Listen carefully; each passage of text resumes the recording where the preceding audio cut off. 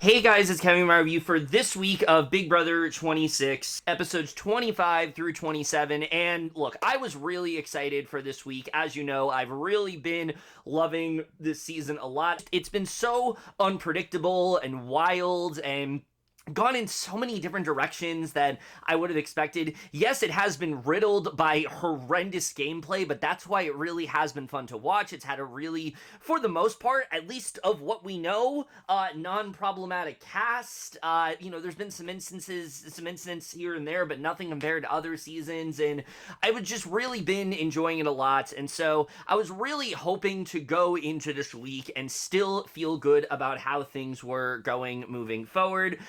Considering that the AI arena is now gone. But my biggest concern is that because of how much the AI arena has kind of been the driving force for all the unpredictability and all the shakeups this season and things like that, I was worried that with it gone, things would just start to feel a little bit less interesting and we would kind of head in a much more sort of generic direction. But the thing that was keeping me hopeful is just, again, one, how terrible everybody's playing, two, just how open the game is right now, how there really is no possible way to predict what is really going to happen. And look, I will say this. Is this week on the level of some of the past several weeks we have gotten? No. This week is definitely a little bit more straightforward. There's not as much to talk about. I don't anticipate this video is going to be 2 hours long. Now, I say that. It very well could be, because every time I think a video is not going to be long, it is. But I just don't think that's going to be the case with this one because there just isn't as much to talk about. That said, despite the fact that this week is definitely more on the simplistic side, there's still a lot of great moments here. One in particular I think people are going to be talking about forever when it comes to this season that I am still in disbelief end up happening, and trust me, we will get to that. We had a unexpected shakeup in Thursday's eviction, but not quite in terms of votes, which we will also talk about. So there's still quite a bit that went down throughout these episodes. It's just, I think when we compare it to the past several weeks where we've had flashy move after flashy move and, vote shake up and all these different blindsides happening, this is just not on that level. But I'm still very excited to get into it all and just how everything ended up going down. So of course, we're going to start off talking about Sunday's episode, and all of the episodes this week, I will say, aren't really that great. That is the one thing I will say, is that there's not really a ton going on episode-wise that's, like, really exciting to talk about. There's stuff that happens, and, like, I'm excited to get into it, but these are not, like, top-tier episodes. But I still think they're pretty solid, and I think across the board, this is a solid week. This is not an amazing week, but it is overall a pretty good one. The first thing, though, to really talk about, though, is just exactly what happened with this vote, because again, I talked about it before. It was really hard for me to even try to figure out, like, how we really got here. It seemed pretty obvious that they were going to vote out Kimo. They had been talking about it pretty much all week. They had been discussing the fact that, like, the trio's such a big threat, and Kimo they don't really have relationships with him, and they felt they had genuine reasons to take him out, and they weren't ever going to take out Rubina. It was always going to be Joseph, but with Kimo, it just always seemed like that's what was going to happen. And then all of a sudden, Kimo gives this amazing speech, and MJ goes into the diary room to vote near tears and ends up evicting Joseph. And everyone was wondering, like, was this something that was planned last minute? Was there some strategy going on? Or was this literally just something that the both of them just decided to do on their own? And it turns out it actually was the latter. Basically both Chelsie and MJ realized that they just couldn't go through with what they were going to do, but for different reasons. Chelsea's was more so due to Joseph's reactions and just seeing how he was feeling. She really just didn't feel good with keeping him within the game. I think also because he had really clocked her game at that point. I think she kind of recognized it was the right thing to do.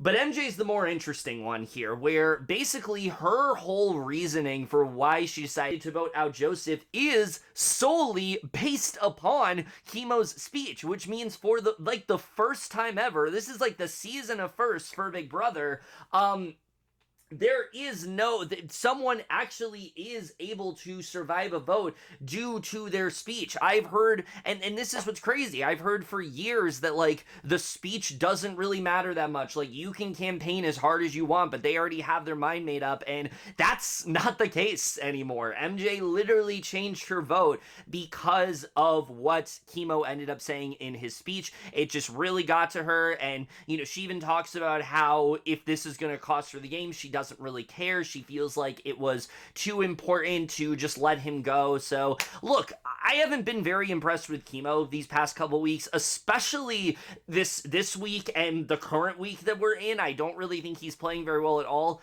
but don't underestimate this guy in terms of speeches. He can the way he was able to change the votes of MJ just simply through giving this really heartfelt speech, that is something you gotta commend him on, and I think it's just really great to see. So, yeah, this is just really crazy the way this all went down. But again, it really just speaks to how special this season is, that all it really took for MJ to change her vote was Kimo's speech. And look what happened. Joseph ended up going, and Kimo's still here. Now, to be fair, I did say this. I do think that regardless of the fact that this wasn't planned, I do think that Chelsie and MJ made the right moves here. I think for Chelsie, Joseph was a huge threat to her. He was onto her game. He was starting to recognize the way she was playing, and I think if she had let him go any further, one, she's basically handing the reins of the game to Leah. I already talked about that with how much of a threat Leah was in that sense,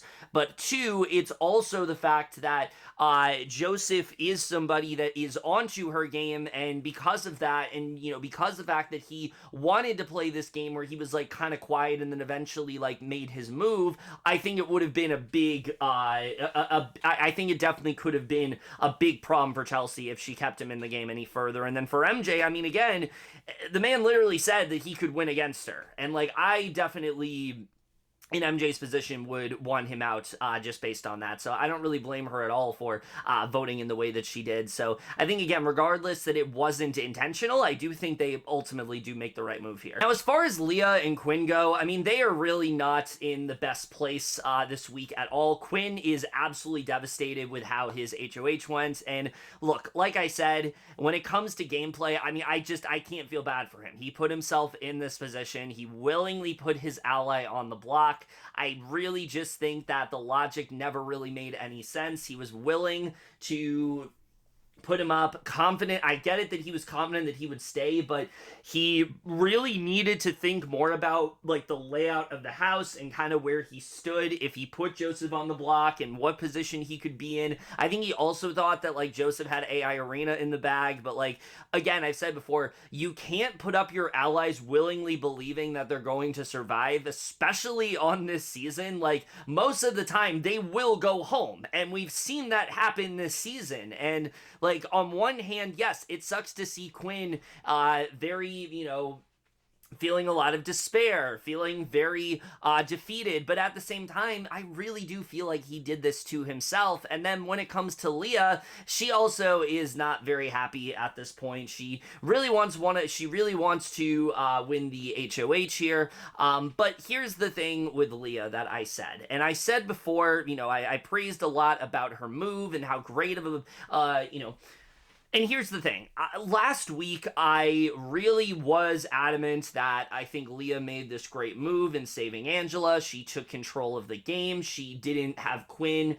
Quinn didn't have his resume move in that way. She took that away from him. She made sure that she was in better standing. She now has 3 allies on her side. And I still stick by that the move itself of saving Angela was not a bad one. However, I do think there is one thing that she should have done that I kind of overlooked, and that is telling Quinn to not put Joseph on the block. And I think it's because, at least for me, I wasn't aware that she knew that Joseph was going on the block. I thought that somehow I just completely Like I just, it just completely got lost, got lost on me. Somehow it just completely passed me that yes, Quinn did tell her that he would put Joseph on the block if she used the veto. I think she easily could have talked him out of it, considering just how well she is able to wrap Quinn around her finger. I think that she easily could have stopped that from happening, and she didn't. And I think it really was like a bad sort of move for her. So yeah, I mean, I think that that really is the one thing that Leah probably should have done differently, is try to do what she can to talk Quinn out of putting up Joseph, but I think everything else she did was correct. That said, she's really not in a good spot this week, and I don't really think she plays very well this week either. I'm not really a fan of the way she ends up going about this week, because I really do think Leah should have taken this week to focus on her game aside from Quinn, when she really does make it her and Quinn the entire week. And I just don't think this was the right approach. I think she still could have done what she did, but I think she really should have ventured off and tried to make other connections, and she just really didn't, and it was just very disappointing, because I think, again, after the week Leah just had, I really did think she was in a position to, like, really kind of take the reins of this game a bit, and it really doesn't seem like that is the case here, so I thought that was a bit disappointing. And look, I understand that, yes, it ended up sending Joseph home, but I still stick by the fact that it was better for her to make the move than constantly waffle between should I do it or should I not do it, and then ultimately be talked out of it by Quinn. I really do think it was the right move for her to ultimately use that veto. I think that maybe she should have tried to do what she can to just make sure that it wasn't Joseph that went up. I think she should have made sure that T-Core went up, and if she did that, I mean, that's a really great move for Leah, because she also has not been on the block yet, and then Leah literally is the last person to go on the block at that point. Obviously, Joseph's still there, but then it comes down to the two of them for who is the last person on the block, so that's not something that T-Core can constantly claim. Like, there, you can break up that trio, you can make sure that one of that trio goes. I mean, there was a lot of stuff she could have done that she didn't, and sure, I do think for a little bit she was kind of on the, like, very much leaning towards not using it, and then ultimately did, but I still think that she should have made it a bit more clear to Quinn that, you know, putting up Joseph is not a good move, and that's not really the direction that things should have headed in. I think that is something that did end up impacting her in a negative way. So while I still think that her using the veto was the correct move, I do think that there was a little bit more she should have done to ultimately prevent the positioning that her and Quinn are in right now. Now, the other big thing to talk about in regards to this vote and how Chelsie and MJ voted is Cam, who we know, despite the fact that Chelsie and MJ voted for Joseph, was not something that Cam was clued into. He thought for sure that it was going to be Kimo. That's what they talked about, and he's really fed up with the fact that they voted the other way. Chelsie is trying to apologize and tell him that, like, you know, she's sorry that she didn't clue him in on what was going on. And while Cam, you know, this is the thing I will give Cam, is that he does a really good job of making it seem like he's okay with this. He's not upset by what Chelsie is telling him, that he's kind of over it.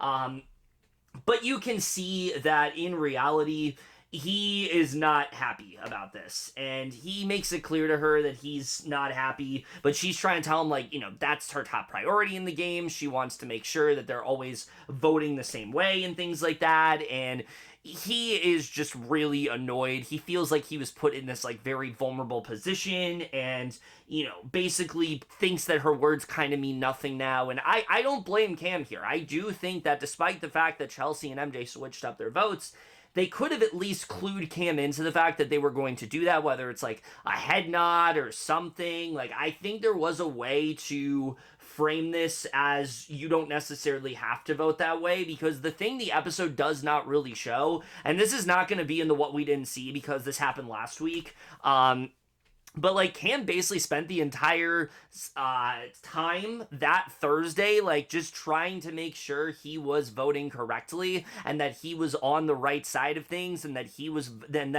he was making sure that like they were telling him where to vote and he was going to vote that way. He was being that loyal, and they literally just ended up going rogue, and you can really see the frustration in Cam. I totally understand why he's upset here, and I do think that this is going to cause a little bit of friction between Chelsie, Cam, and MJ. I don't know how much of an impact it's going to have on them considering how the rest of this week turns out, but this definitely was something where it's like, oh, this might actually be a bit more of an issue, especially, again, seeing how close Cam and MJ have gotten and how that's upset Chelsie and things like that. I just really was interested to see, how is this really going to play out? Is this actually going to, like, impact their game in a negative way? It seemed like maybe it was going to, but we'll get into how that actually turns out. But again, I think this was a very interesting scene.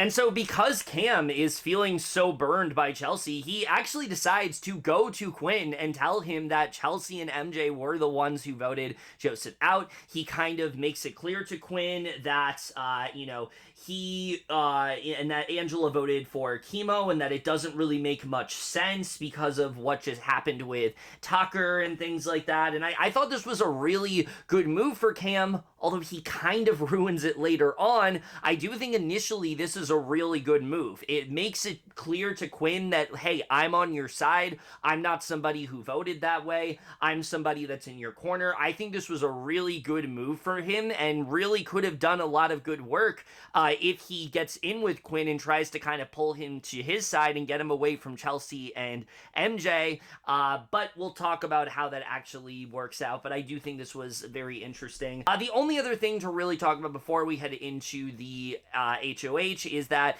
Angela does briefly talk to Kimo about how she voted him out. Again, there's like this awkward silence of sorts between them, so I thought that was kind of a funny sequence. So we then get to the HOH, and it ends up being yet another trivia comp, but a little bit different from what we are used to. Basically, throughout the day, throughout like the past like 48 hours, they were given all these different videos of different people coming to the door and saying different phrases. One of them was like exclaiming about the key wheel and how much we miss it, which, yes, I really do wish that the key wheel was there. That really would change things a lot. We do very much want the key wheel, big brother. Don't mock us for that. That's definitely something that would be great to see again, but I digress. Another one was all about, another one ended up being Lisa randomly returning. I thought that was kind of strange the way they did that, but ultimately it is for a comp. This is not like the AI Instigator where Tucker was fooling them into thinking this is for a comp. This actually does end up being for a competition, and basically they are asked before or after questions concerning this video. I feel like they haven't done before or after in a while, so I like getting to see that. I think that's always a cool comp that we get to see play out, but it does come down to MJ, Cam, Kimo, and Chelsie, and it then comes down to, and not only does it come down to those four, but it actually comes down to a tiebreaker in which they basically have to, I forgot what the actual question was, but Cam means to put like 360,000, but he puts like 360 million or something like that, so that didn't really end up working, but Chelsie ends up getting the highest without going over. So Chelsie is HOH, and I was so excited when I saw this, considering that Chelsie is just someone that I feel like has majorly bounced back in this game. I mean, when we think back to Chelsie 2 weeks ago, it really did seem like this was going to be her downfall. The Pentagon was outed, Brooklyn was gone, she really only had Cam at that point. MJ and her weren't nearly as in good with each other as they are now. It just didn't really seem like things were going to go well for Chelsie, and not only is she able to pull off this Tucker blind side and then also get Joseph out inadvertently, but still got Joseph out, someone that was coming for her. Now she's won HOH, and it just seemed like the sky was the limit for Chelsie at this point. However, there was a part of me that was thinking maybe this wasn't the right time for her, because Chelsie is currently in a spot where she's good with basically everybody in the game. There's not a single person left that doesn't want to have some sort of relationship with her. And so there was a part of me that was kind of thinking, oh, this might actually be really bad. Like, we've seen people win HOHs who are in great positions, and they start the week and everyone's excited for them, and then they end the week and everyone is so annoyed because of the fact that they have shown their cards. And I was really worried that that was going to happen to Chelsie here, but ultimately, still was very excited to get to see her win, and just the possibility of what an HOH would actually look like this time around. All right, so as usual, we're going to start off talking about Chelsea's HOH reign, what she did well, what she didn't do well. And so I think the first thing to really discuss here is just her overall plan for the week, which, I think, like I said, there was a part of me that was wondering whether or not she should win this HOH, especially when it seemed like she had an opportunity, I think, coming into this HOH to, really stake her claim within the game. And I think her way to do that is by going for the trio. That is kind of what you want to do here. The trio's kind of in her way right now. Yes, they have this loyalty towards Chelsie, but it isn't really there. It is, and it is earned in that way, but the T-Core is always going to pick that trio over you. So I really do feel like that maybe should have been her plan this week. But we kind of get the sense, I think, in both of these HOHs that when Chelsie is in power, she doesn't really want to be messy. She wants things to be a lot more calm. She wants to kind of use it as a way to kind of readjust and relax. And I'm not necessarily against the idea of that. I think that that is something that, you want to use your HOH to your advantage, and Chelsie is in a spot where she can't really make any waves. She can't really do anything insane right now because there are just so many people that feel protected by her and feel like she's someone that, would be in their corner. So I think she correctly recognizes that, making this insane move is not the way to go. My thing is just, why wouldn't you just let MJ win? Why wouldn't you just let Cam win and get the blood on their hands rather than you win and not really do that much at all? At least at first, it didn't really seem like she was doing all that much. We'll talk about later how this does improve, but at this point in the week, I was just very confused as to why she even went for this HOH when it didn't really seem like she had all that much of a plan here. I somehow also forgot to mention the fact that unlike the second week, Chelsie does do a lot more one-on-ones this time around and uses them pretty effectively. I think the fact that she didn't really do them the first time, she makes a lot more of an effort to do it this time, and I do think this is a better HOH reign for her. Not to say the first one wasn't, but I think this one is even more successful. But what I like about her HOH reigns is that, unlike a lot of people, she kind of comes into them with the intent of, I don't necessarily want this to affect my game either way. She kind of sees it as, well, I'm in power now, I'm safe, I can relax, I don't really have to make any waves. And I feel like that's actually a very interesting way to play Big Brother. Most of the time when someone gets in power, that's their time. They want to make all these power moves, but I feel like Chelsie wants to do it all from behind the scenes when she's not in power, and she plays a lot more defensively when she isn't, and then a lot more offensively when she is. And so I think that's really interesting. I think it's just kind of something different that we're seeing, but I think that's kind of what's working out for her because of the fact that she isn't this super flashy player. While yes, people are able to understand her positioning, she's able to kind of mask it by just being just really relaxed and chill, and I think it really is working out for her so far. She talks with Quinn, first of all. This is the first real big conversation. They kind of discuss a little bit just how crazy the past few weeks have been, but how they really do kind of need each other at this point in the game. She wants to keep him around. She, talks about how much she wants to work with him and how he made sure that her and Cam were safe, so she wants to repay that to him.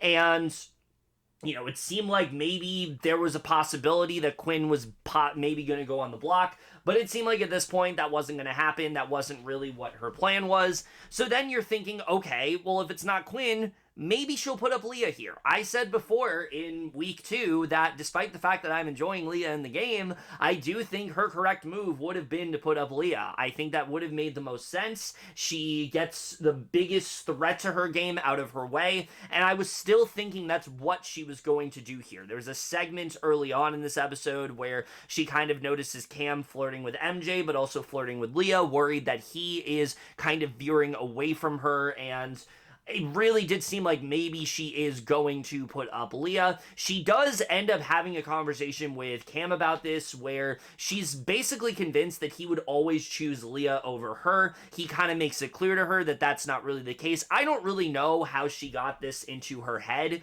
because I don't really think that Cam and Leah, yes, they've had this relationship, but they really haven't been that close since like week 5 or so of this game.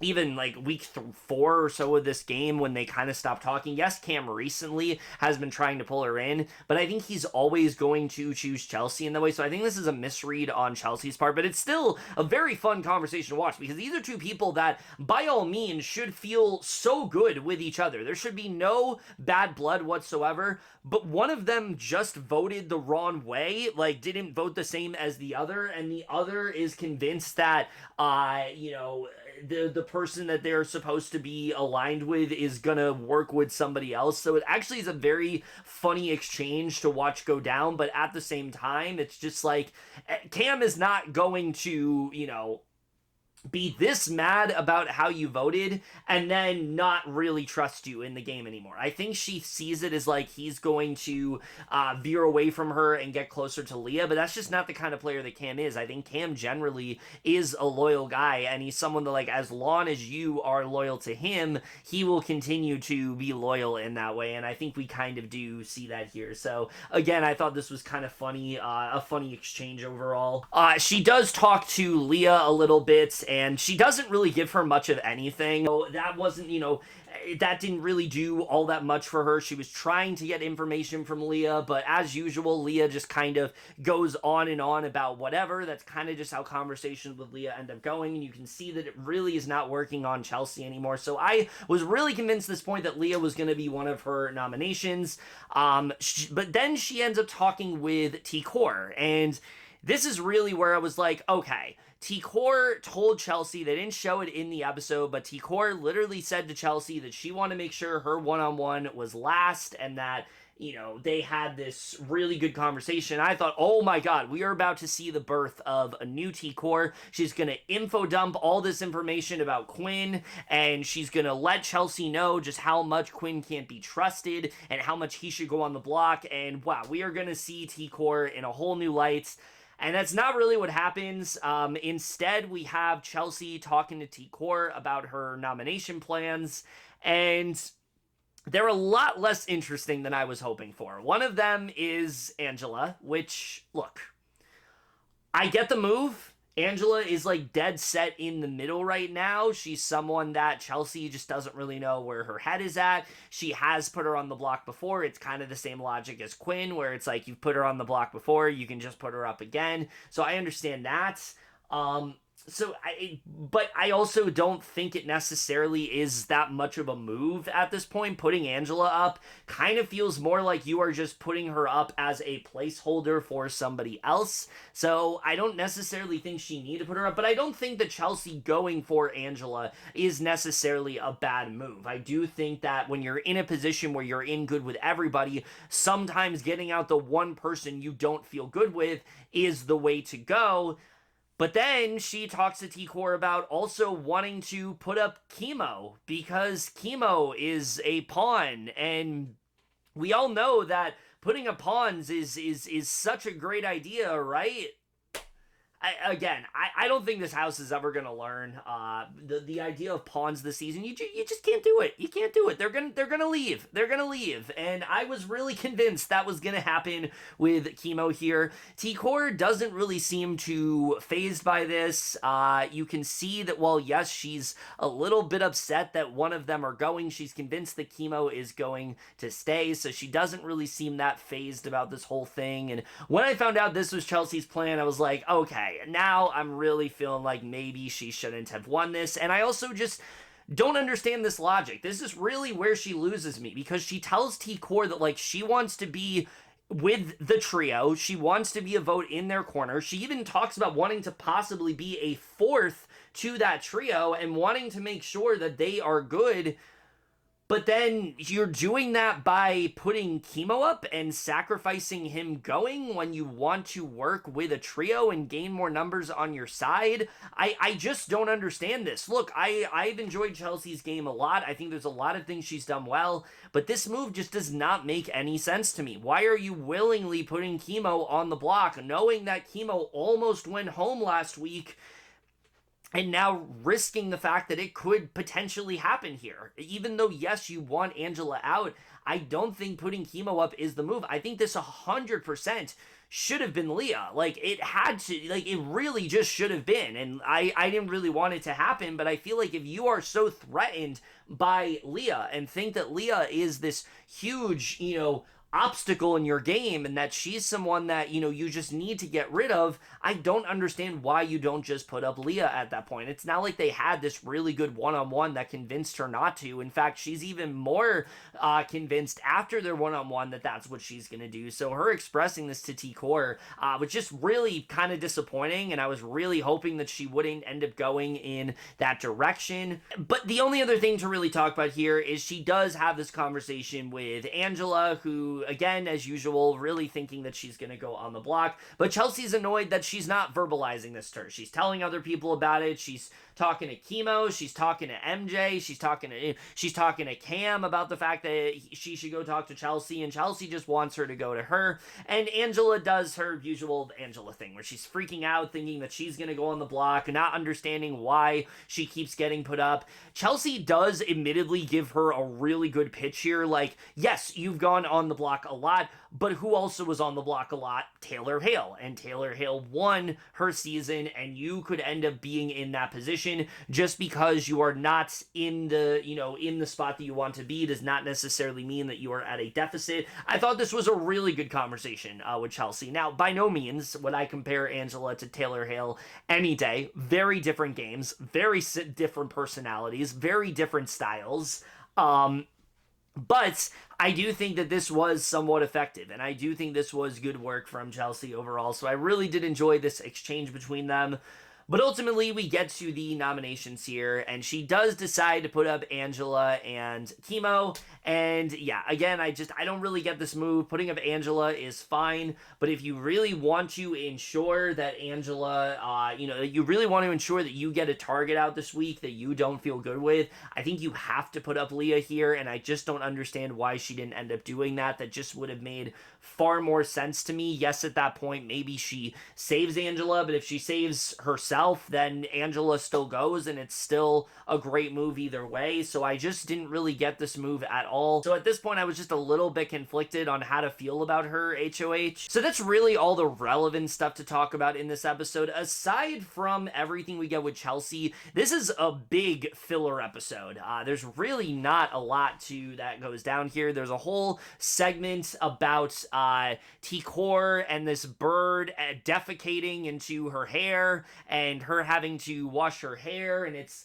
kind of funny, but it's also kind of stupid. There's a segment about Cam with, like, grilling and things like that, which then eventually does evolve into Cam and, him flirting with Leah and MJ. But ultimately, there's not really a ton going on here aside from those conversations. Admittedly, though, the episode does end with another really great DR from Angela. I don't know what's been going on lately, but Angela's just been killing it in the DR. She's had so many iconic moments lately, and the moment where she talks about how maybe she is the Taylor Hale, and then we hover over to her eating Lay's chips. I mean, just so good. The way that all was done, so great to see. I thought that was such a funny reference, and again, I really like seeing Angela continue to just loosen up within the DR, really continue to have so many incredible moments, and this was yet another really great one from her. Alright, so as usual,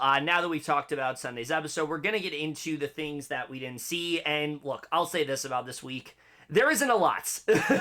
There really isn't a lot. I think because numbers are dwindling at this point, there just isn't as much to talk about in this section. It's not like they had a lot to work with in this episode anyway, so it doesn't really feel like there was a lot that was missing. There are some things that maybe they could have done differently, but for the most part, I don't really feel like they skipped out on too much. The one thing I do want to comment on here is that one of the things that Chelsie really used as like a big reasoning for why she should target people is who would have voted her out in week 5 had she had been on the block. This was something she asked to Leah. Specifically, they had this pretty long conversation about it where they kind of just went around in circles, and, you know, she asked her if she would have voted her out and things like that, and Leah basically didn't really give her a straight answer in that way. And I do think on one hand, this is very effective work. It shows, like, who actually has your back, who was considering maybe going the other way and voting for you.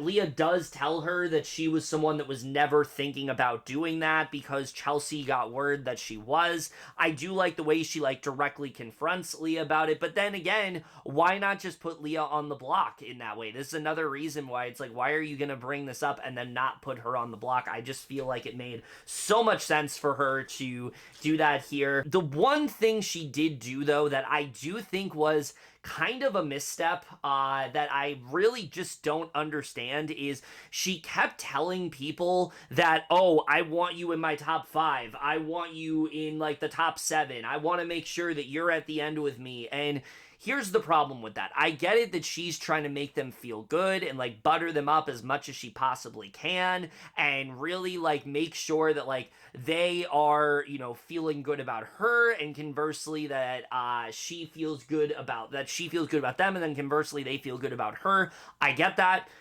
But when you start using actual numbers, that's not something that people forget. If you come to me and you say, I want you in the top 7, I'm going to assume that you are going to make sure that I am in that top 7. If you're saying that you want to be at the final 5, I assume that you actually want to do that. And so I just think that she makes a few too many promises that there's just no possible way that she really can keep. And so it's not necessarily a negative. It's just something I get a little bit concerned about, especially now that we're a jury. I really do worry that because she was assuring so many people to, like, I want you in my endgame plans, I want you at the end, that this is something that if they then get voted out, especially if Chelsie had something to do with it, and, you know, they find out that she was the one pushing for it, I think this could definitely end up costing her in the end, because I think that she kind of made a lot of empty promises that she just couldn't keep. Now, yes, obviously lying is an essential part of Big Brother, but I think that this is just a little bit too much. I don't think she needs to tell people specifically where she wants them. I think all you need to say is that I feel good with you and that I really want to work with you moving forward, and, you know, try to do something along the lines of that. Don't give them, you know, specific numbers, because that just isn't going to leave their head. So I just think that's like the one thing that Chelsie didn't do the greatest job with, and I don't really think was the best thing for her to do. And then the only other thing to really talk about with Chelsie is in her one-on-one with Angela. I like the way they ended up editing it, but they kind of left out the best part where Angela was, like, doing her usual, like, crying to Chelsie and trying to really, like, blame, you know, victim blame and things like make it seem like she was the one that was responsible. And Chelsie, we see, is really, like, one of the first people to, like, put Angela in her place, and it was just a really fun moment to witness. It was really awesome to see how Chelsie just, like, took initiative and was like, nope, we're not doing that. That's not what we're doing here. We're not throwing this pity party. This is not the conversation I want to have. And I just really like the way Chelsie took that initiative, because I feel like with Angela, it is so easy for her to manipulate her words against you and for you to start to feel some sort of sympathy for her as a result. And I like that Chelsie doesn't give her that grace, doesn't let her do that. And I thought that was a really, really great moment that I wish the episode would have shown. And the only other thing to really discuss for Sunday is that it's similar to other weeks. It's kind of hard to talk about what happened on Sunday because there was yet again another feeds glitch for like 3 to 4 hours throughout the day. Now, this was not because of like a controversial comment or anything. There was instead like a really bad heat wave within Southern California, and as a result, I guess appliances just like stopped working. There was possible power outage. Apparently, they were only allowed to go in the HOH room because it was unsafe everywhere else. So there's a lot of conversations that we just legitimately did not get throughout the day, and as a result, I don't really have a ton that as much to talk about in this section as I usually do, which is a little disappointing. But yeah, again, I don't know what keeps happening on Sundays, but we keep getting these random seemingly random 4 to 5 hours with just nothing going on because of glitches. At least this time there was a legitimate reason, but still a bit frustrating to talk about. Now let's go ahead and get into Wednesday's episode, because easily I think Wednesday's episode is going to be one of the things that is most remembered when we talk about this week from this point forward. And things do get a bit more interesting. I think prior to this, it was feeling like things were getting a little bit boring and it wasn't going to be the most interesting week. Things definitely do get more exciting after this episode. That said, I don't think this is a very good episode. I don't really like the way this was edited. I feel like there was a lot of things that they just didn't really explain why, certain moves end up happening in the way that they did. There's way too much emphasis again on filler, and especially a big part of this episode that ends up kind of overshadowing everything else that I'll talk about. And just overall, I don't think it was a very well put together episode, but I'm still going to get into the things that do ultimately end up happening here. So the first thing to talk about is Chelsie does start off this episode kind of giving a little reasoning about why she does put up Angela, and it makes a little more sense by what we didn't see in the episode. She kind of shows the layout of the house, talks about how everybody has someone, whereas Angela is completely in the middle at this point, and that is something that really terrifies her. She doesn't really know where she could go. I also think Chelsie just wants to play both sides of the house. She's expressed that, and so I think by getting Angela out, it makes it so you now have the biggest wild card in the game out of the game, and you can just kind of freely play the game the way that you want to. So I do think that this does make a little more sense for Chelsie when you hear her reasoning. So the really big thing though to talk about here is with MJ, who we see similar to pretty much an identical scene of what we got with Leah last week, where her and Angela, despite the fact that Makensy has kind of been after her from the beginning after what's happened with Matt, never has really been able to do much about it, but has always kind of never really been the biggest fan of Angela. The two of them have been growing a lot closer. They talk about how they're not, Angela's not really coming after her. She is kind of in a spot where she doesn't really know where to go. She always feels like she is always feeling like she's like this big, target, and she doesn't understand it. And she talks about how much she appreciates her. And after this conversation, MJ's starting to feel a little bit better. She's not really viewing her as a threat anymore, and she does end up going to Chelsie, Cam, and Quinn about this, kind of hoping to keep noms the same at this point, but they're not really sure. And I was convinced at this point that nominations are probably going to stay the same. I don't think this is going to be the week where the veto ends up getting used, but Chelsie is very concerned that Leah could get picked and save Angela once again.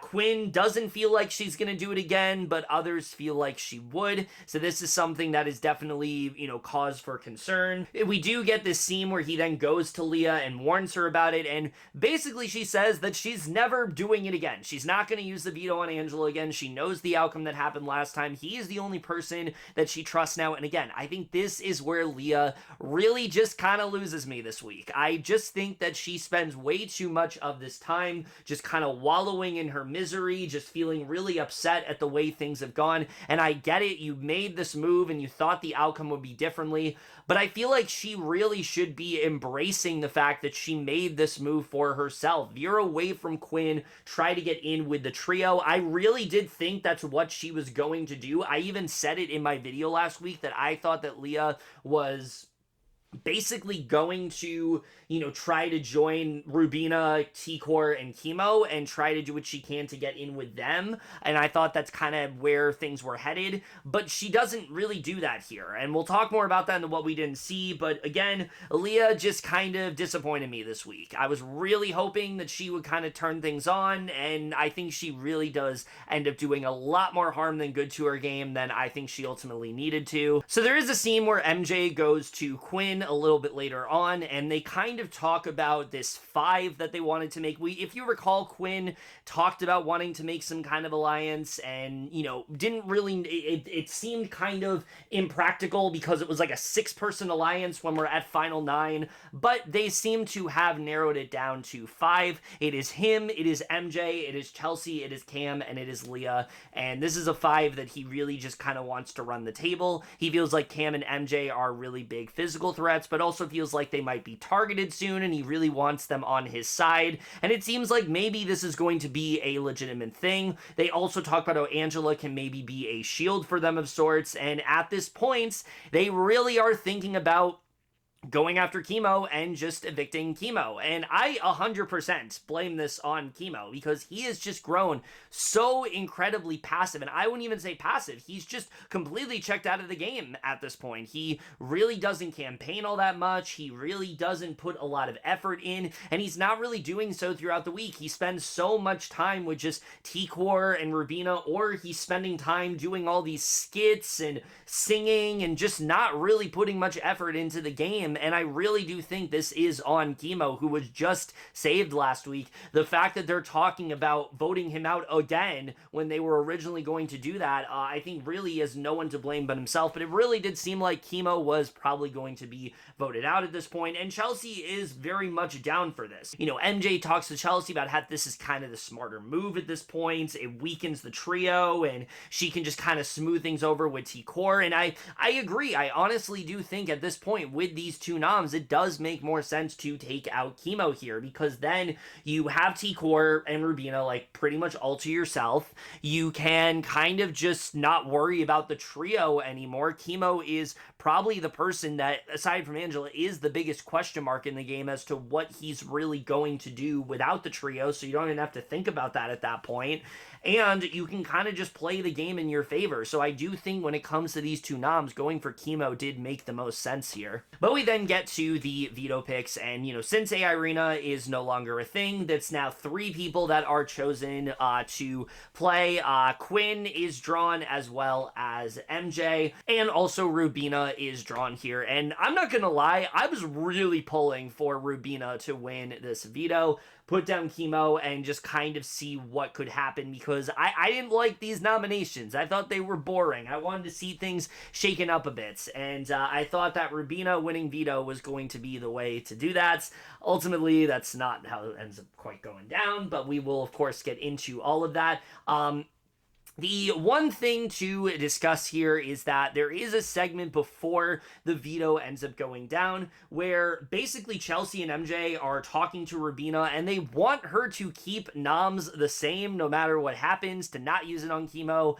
Obviously, Rubina's most likely going to use it on Kimo here. The trio knows that they are being targeted, and Rubina's very worried about what might happen, so I don't think there was any question Rubina was going to use this veto. But then let's get to what's easily going to be the most memorable, but I think also the most controversial aspect of this entire episode, and that is the OTEV competition, which, look, I always like seeing it. I always think it's a fun competition to watch. I like the way they do, different voices every single year, put their own little twist on it and things like that. And it's a competition that, I think is really one where relatively anybody can win. Yes, it can be very physical, but there's also this, strategic element to it of having to study and things, having to have a lot of knowledge on the game and things like that. And most of the time it ends up being this really long comp that runs for hours and ends up taking up the bulk of the episode. And we get to the one this year, and yeah, that's not really the case, because this OTEV is very different from the majority of OTEVs I think we will ever see within this show. I mean, it starts out basically the same. He asks a question, and we'll talk about what the question is in a little bit because I think that it's more funny to explain what happens and then circle back to the question than the other way around. But they end up doing OTEV and they get to the answer, and yeah, all of them are incorrect. Well, except for one. The only one who's correct here is MJ, and for the first time in OTEV history, every single person ends up losing the comp except for MJ in one round, which means she has won the veto, and you legitimately cannot make this up. Like, this is absolutely insane to me, but also is just so on brand for this season. Like, when I heard that this was the outcome, I was like, there's no other season where this would happen. There's just some things that have happened this season where it's like, there is no other time this would happen unless it is this season. And that's exactly the case when it comes to this comp. The fact that we have OTEV, one of the longest comps in the show, and it ends up being done in one round with everybody flopping except MJ, who, mind you, is the one person who really was not studying that much, is absolutely insane and just such a wild turn of events that, again, just really ends up summing up just how crazy this season has really been. And it's like, okay, this is the Big Brother 26 that I love. This is what I expect to see every single week. I love the chaos here. I love the just genuine I love just how embarrassed they all feel. I love OTEV calling them stupid fucks. I mean, all of it was just so great here. But the thing I really do have to discuss is what this question actually was, because in a vacuum, hearing that this happened, it really does come across as, well, these house guests are just stupid. They didn't even think about it. They all flopped. MJ was the only one to get it right. Surely this had to be like a really easy question that they just were completely stumped on for whatever reason, because either they overthought it or they're just really not great competitors. There are a lot of variables here. But to be honest, now knowing what the question is, I can kind of actually understand why this ended up being the outcome. Because the question basically was, who was the first, were the people that weren't able to compete in the first HOH comp. And if you remember, the first HOH comp ended up being this comp called New Rule, and the first round of which ended up being that each of them had to find a partner, and if they didn't find a partner, they were all automatically eliminated from the competition.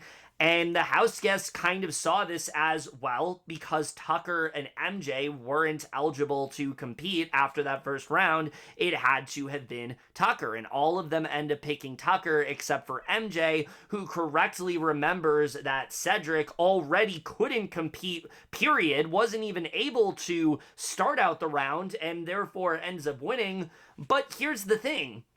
The way this question is worded, I can see how they got confused, because the way they phrased it really does come across as who couldn't play in the HOH. And yeah, Tucker couldn't play in the HOH because of the fact, using that logic, he was not able to, compete. He didn't find a partner. He wasn't able to really play the game. So I do think it does make some sense in that way. I think what it really does come down to is that there is one key word that is missing from this question. In my opinion, the question should have been, who was ineligible from playing in the HOH, in the first HOH from the start. And I think if they had phrased it in this way, I don't think they get confused. I think it's much easier to discern what they're talking about. But because of the fact that this is kind of a question that has multiple answers, I do somewhat blame production here. I think when it comes to a comp like this, you really have to account for every possible scenario. And I think,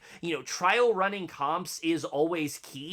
And if you find yourself in a situation where there's a question that seems easy, and then you run it and you find that, oh, there's actually an error here, and this is one that might actually have more than one answer, it is then incumbent upon you to try to revise it and make sure that it is a question that is workable, because the way that this was phrased, I can see why they would get confused. Now, this is not at all me saying that this was unfair, this was not a comp that should have been ran, they should have redone it. Like, that's not what I'm saying here at all. I'm just saying that, like, I can kind of understand why they ended up getting it why they were all incorrect, because I do think it is easy to come to that conclusion. I do think the way that they phrased it made it so both of those answers could be correct. Ultimately, it is on production to have their answer, and they do get the final say in that way. I just think that maybe they could have done it a bit differently, to where they could have just explained it a bit better. But either way, it does not take away from just how incredible of a moment this really is. I mean, I don't think we have ever seen a flop like this in BBUS in quite a long time. This is the equivalent of that comp we got on BB Can last season, where Anika ends up winning HOH basically by standing there for like 9 seconds while everyone else ends up dropping. This is basically that, but kind of taken to the extreme, because again, this is not a comp that I even thought people could be eliminated from. I thought this was something where you can't get the question wrong, and there isn't any penalty if you get the question wrong. It really is just, if you're not able to get the answer in time, then you end up being eliminated. But that's not the case. Apparently you can lose the comp in round 1. Now, I do think that based on this, they probably are going to rework it next season, where they're going to make it so maybe it's more of a point system, or delegate it in such a way to where you don't automatically end up being eliminated on the first round if the question is wrong. They've made changes like this before. They did this in What the Bleep when Derek ended up winning first after just a few seconds, which is what this reminds me of, very much so. But at least with that, it was a comp that was like, that's how it was designed. If you get the question wrong, you're just out. So I do think they're probably going to do that with OTEV here. But again, just so funny the way this all went down. But the thing I think that's the most baffling about the entire thing is that you would think that because of the fact that this was such a short competition, that they probably don't have as much footage to show. This probably is not going to take up as much of the episode as we expect it to. It's probably going to be like maybe 3 to 5 minutes at most, and then we'll move on to something else. And no, they still, even though it's one round, managed to find a way to have this comp take place over like 2 segments, even fitting a commercial break in. And I just don't know what they were even thinking here. They spend so much time dragging out everybody searching for Tucker's name, throwing away the Cedrics, Angela struggling to, get there in time, having to run on her own. Like, they spend so much time on this that by the time you get to OTEV, I feel like it was obvious what was going to happen. Now, obviously, for casual audiences who didn't know the outcome, they might have been, they definitely were still shocked at what ended up going down, but I feel like the fact they spent so much time on just this first round is a key indication that maybe this is going to go a little differently. And I just think it's so funny that even with such a short comp, they still find a way to spend so much time on it. But the negative is that because they spend so much time on it, the rest of the episode still ends up feeling incredibly rushed, and it just feels like we're not able to. So, yeah, I mean, I'm honestly quite baffled by this edit. I don't understand why they've still felt they needed to spend so much time on the veto. In fact, I feel like they've been doing a better job this season with not spending so much time on competitions. They've only done it for a few minutes, and it feels like that's been enough time. But here, they really seem like they wanted to put so much emphasis onto this, and I get it that it's OTEV, but you really don't need to. Like, when you have a result like this, you don't need to spend half the episode getting to that result. Just get to that result and then show us the aftermath. Like, that's what they needed to do here, and instead they opted to spend just as much time on OTEV as they usually did, and it just felt very unnecessarily dragged out here. So despite the fact it was just such a hysterical result, I love seeing Chelsie saying that they're all dumbasses and things like that. I was just really surprised at how they ended up editing this, and I really do think think they could have done this a little bit differently. And that's really where we get to my issue with this episode, is that because we spend so much time on this Otev comp, the rest of this episode just feels so incredibly rushed, and there are conclusions that the house guests end up coming to that are just really hard to fully understand. The big thing, of course, to talk about is Angela, who, look, we said it last week, the second that Leah used that veto on Angela, we knew that Leah was going to be on borrowed time in terms of Angela's trust, because this is what Angela does. You use the veto on her, and she suddenly starts getting all sketched out, thinking that you're not really with her, and that you're just trying to manipulate her, and things like that.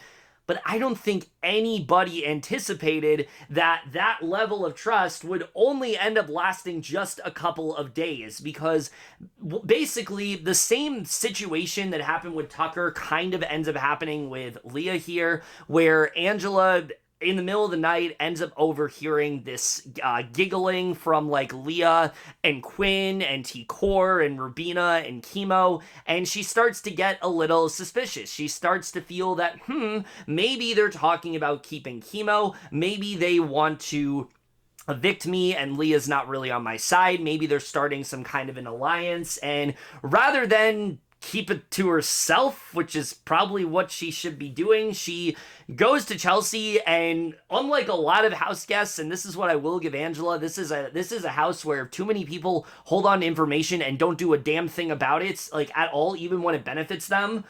Angela actually does tell Chelsie word for word what happened, and this starts to kind of set alarm bells in Chelsea's head that, maybe there is actually a reasoning here. And I do think that this is a logical conclusion to come to, and kind of an underrated skill from Angela. I don't even know if this is like what she's intending, but because Angela says things with such like conviction and such emotion, it's so hard to deny her because of just, again, how overly emotional she is about everything. It really is easy to just kind of be like, okay, maybe she has a point here, and that's kind of what Chelsea's doing. So it seems like maybe that this is going to be a thing. She kind of ends up telling Chelsie that she thinks that there's an alliance forming between Leah and Quinn and the trio, and that she's not a part of it, and she's really sketched out, and she's worried that, Chelsie could actually end up getting caught in the crossfire. So MJ eventually ends up going to Chelsie about this and thinks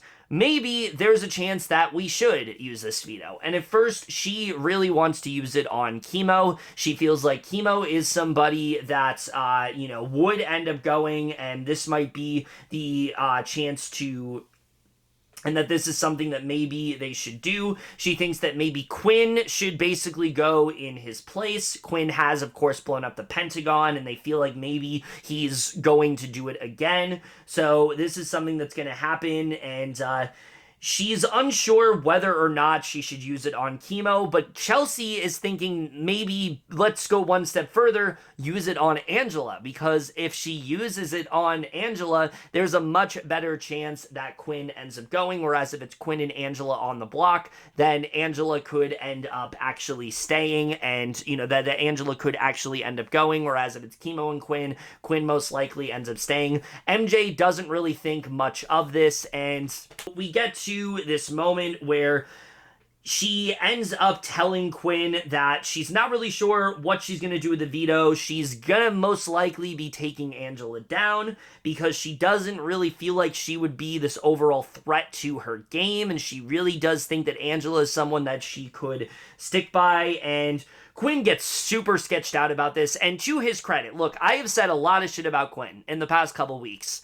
I do think this is good effort for him here. He really puts a lot of effort in trying to get to Chelsie, trying to do everything he possibly can to prevent her from renomming him, talks about the fact that he kept her safe last week and that he's not going to come for them, and, he is someone that's in their that's in his corner, how the trio is this voting block no matter what happens, and they got to be worried about that, and that there's no reason for him to try to strike a deal with them, considering he just took a shot at their side.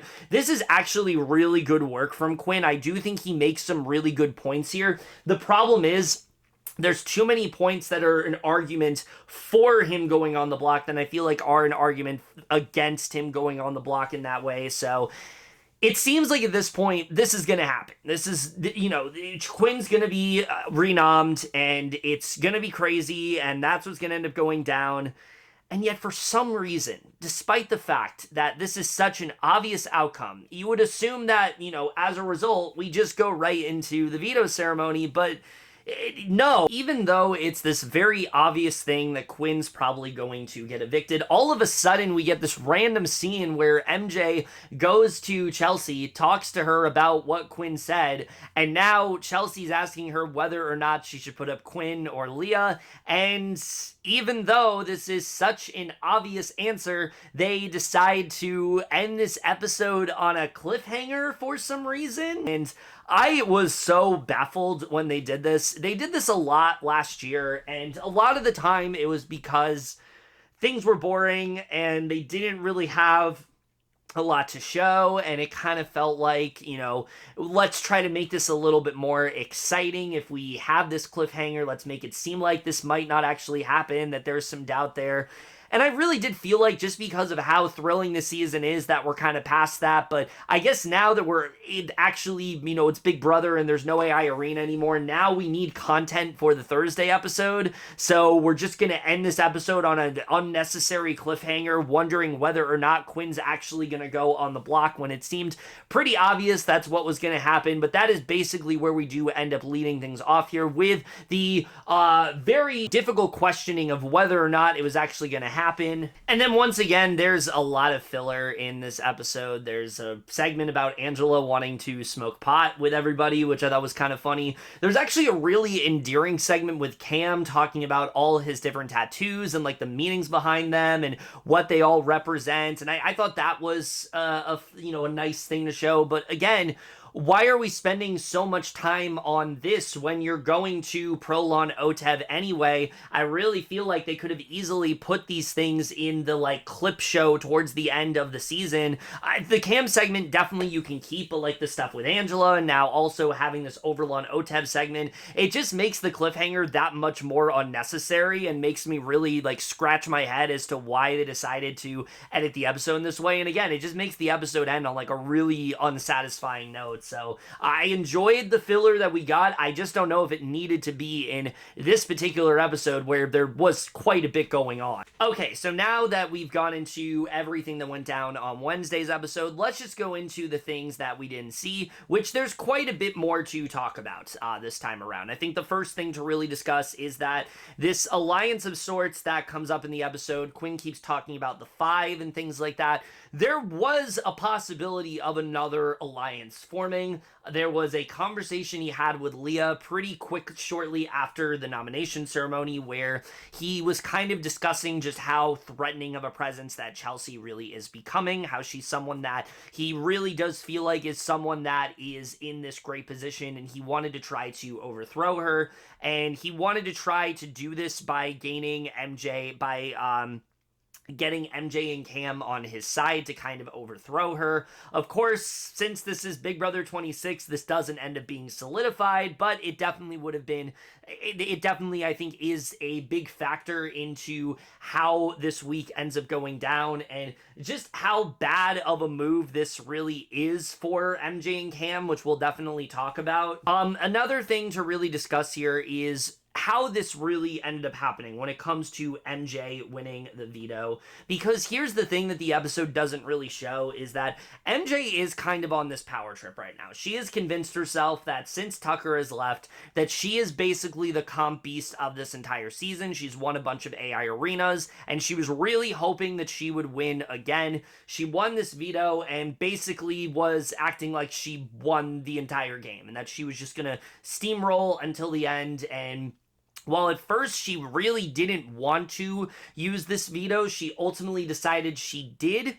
but not for the reasonings that the episode brings up. She really wanted to do it as a way to have a move that was fully her own and make sure that this was something that was hers. And this is something that we're gonna come back to, but that was really like her main reasoning for using the veto, was making sure that she had a resume move that she could claim ownership of. And yeah, that's not really the case here, but again, I'll end up talking more about that when we actually get to the veto ceremony overall. And then I think the only other thing to talk about here is really just the trio, because as you can see, they're not in the episodes that much this week. They don't really have a ton going on, but there is one thing to talk about, and that is there was a night where basically all of them ended up consuming a lot of alcohol, and as such, Rubina kind of takes T-Core aside, and she lets T-Core know that she is very much starting to get a little bit upset, because she feels like she is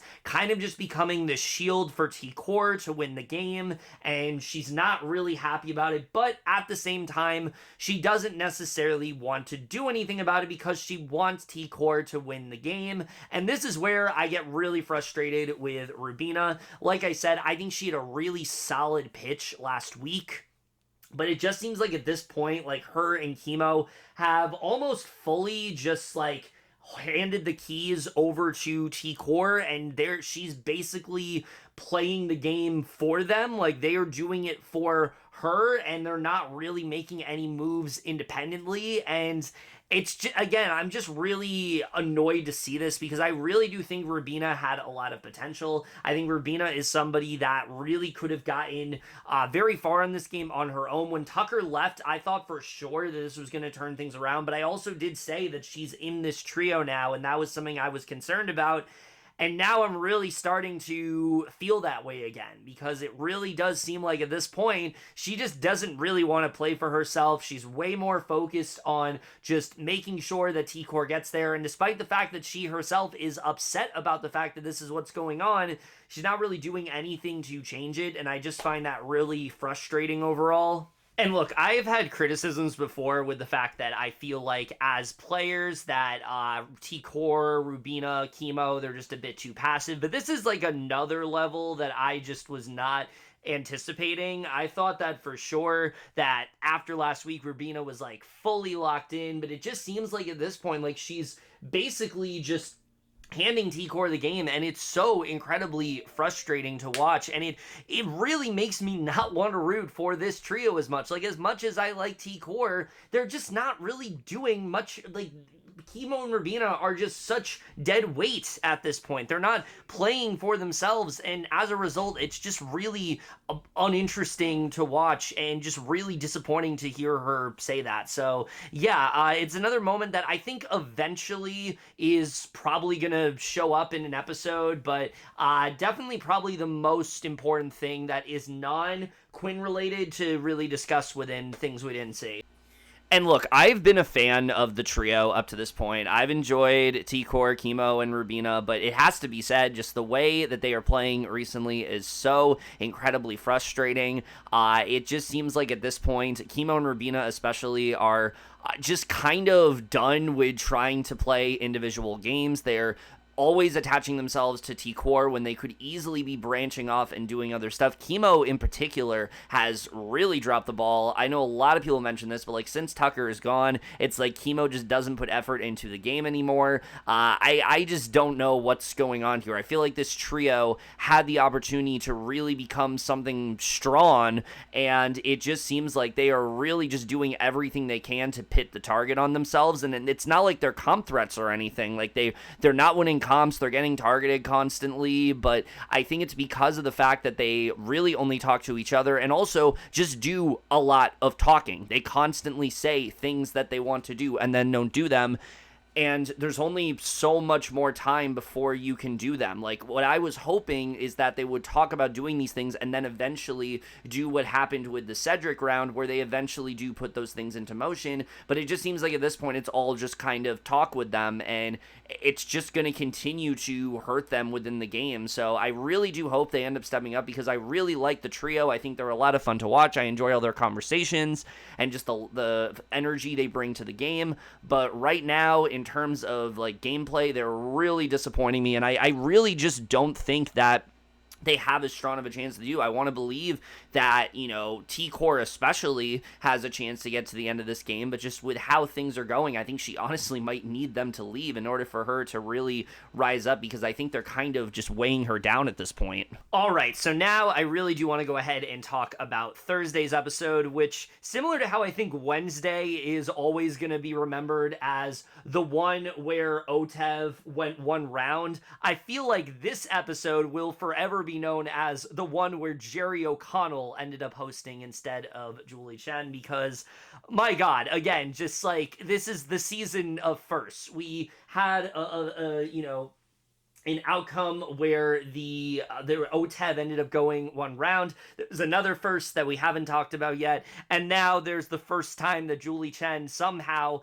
in 26 seasons, has never missed a Big Brother episode until now. That is absolutely insane to me. I thought for sure, like, there probably was like an older season or something like that where she wasn't able to attend and someone else had to host, but no, she's been there for every single episode, and this was the first time it hasn't happened. And immediately, and I think I'll just start off by talking about like just how different this really did feel, seeing Jerry O'Connell in there. I've always enjoyed Jerry O'Connell as a host on things. I think that he is a lot of fun. He seems to, always enjoy doing stuff like this, and it's not like this is just some random guy that had no idea what he was doing. No, this is someone who is a legitimate fan of Big Brother. He has the experience. He is friends with Julie, so it does feel like this was an all right replacement. I personally would have preferred to see like Arissa in there, considering just how much personality she gives. But the second that he started, I honestly was really impressed. I feel like what he did really well is like take lines from Julie's playbook but put a completely different spin on them. There was so much more energy. There was so much more of just this like vibrancy and excitement that we normally just don't get to see from Julie, and I really enjoyed it a lot, particularly how he did the butt first. I thought was really cool. I loved the way he would transition between different segments, especially the one with Quinn and Leah. I thought that was all really funny, and I just thought in general he worked really well here. He really played into the idea that he is new at this, and you could tell that there definitely was a little bit of hesitation, I think, but I really do think overall he did a really good job. I think as the episode went on, he honestly got better and better, and I was really impressed by him as a host here, and I honestly would be down to see him host again. Like, if Julie wants to like split things up where like sometimes she hosts, sometimes he hosts, I would honestly be down for that. I think, like I said, he just provides a different sort of vibe to this show that we just haven't seen before. And while it was definitely jarring at first, I feel like, considering just how robotic and sort of just neutral Julie always delivers things, it was really cool just to see someone with so much more inflection and so much more personality than we're used to seeing. So I honestly was really impressed by his hosting here, and I thought it really worked out well. It does very much show, though, like, just how easy of a job this really is. It was clear he was, like, reading off a teleprompter the entire time, but again, it just felt a lot more natural. And I think that really just shows that, yeah, while Julie, I do think, has her moments as a host most of the time, she's not that great. She doesn't, it's very, like, just dry delivery. It's very robotic in that way. And I think we just see here, like, just how easy it is to do that. You just have to come on, read a couple lines, make the audience laugh, show that you're into it, bring a different sort of energy to the table, and I think Jerry did just that. So overall, I was impressed by his hosting here. I think it was a very interesting the way they were able to get him so quickly, but honestly, I feel like as the episode went on, he just kind of fit right in, and I was really just impressed by what we saw here. So now that that's out of the way, let's get more into the actual episode, because there is quite a bit to talk about here, starting off with the veto ceremony, which, again, I don't understand why they did a cliffhanger, but we get the veto ceremony here, and once again, BB26 just continues to be the season where it is impossible to not use the veto, because MJ does decide to use the veto on Angela, And yeah, I was honestly shocked when this happened. I thought for sure that like this was going to be the week that was probably the most I really was certain that like this was going to be the first week in a while where the veto was not going to be used, and this was going to be like a fairly straightforward week, and especially MJ winning it and Angela being on the block and how much she's wanted Angela out. There's that clip that's gone around all season of like her and Leah after week 1 saying that like Angela's going down and things like that, and she's never really been able to make any sort of game relationship with her since then. So I thought like for sure like she's not going to use this veto, and then she does, and I'm like, what the hell? Like this was crazy to me that this happened. And yeah, so we'll talk about that in a little bit, but then Chelsie does renom Quinn in her place. And let's just get into this, because I'm of two minds about this. On one hand, I think renoming Quinn is a very good move for Chelsie. I talked about before how I don't think that it made sense to put up Angela and Kimo. I didn't think they were the greatest nominations for Chelsie.